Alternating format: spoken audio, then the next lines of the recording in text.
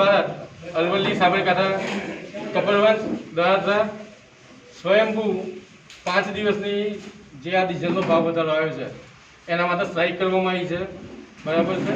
અને જ્યાં સુધી અમને ભાડા ના વધે ત્યાં સુધી બધા સ્વયંભૂ એવું ઈચ્છે છે કે અત્યારે હાલ ગાડીઓ સ્ટોપ કરો. કેમ કે આજે અમદાવાદમાં અમે જઈએ તો 55 થી 60 લીટર એક ટ્રીપનું ડીઝલ આવે છે.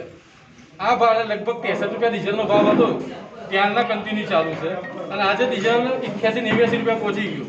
એટલે અમારે એક ફેરે 1500 રૂપિયાનું નુકસાન આવે છે. બીજી એક વસ્તુ તો સ્પેર પાર્ટમાં બી આજે ઘણો વધારો થયો છે, ટાયરમાં બી વધારો થયો છે.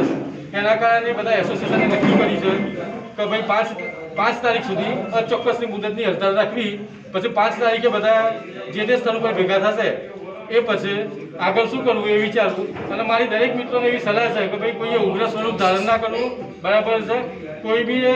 કોઈ ગાળાગળી બબાલ કે એવું કંઈ કરવું નહીં કે જેનાથી આપણે કોઈ કાર્યવાહી થાય, બરાબર છે. બધાએ મગજ ઉપર બરફ મૂકવો અને શાંત ગાંધી ચીટા માર્ગે આપણે હડતાળ કરવી, બરાબર છે.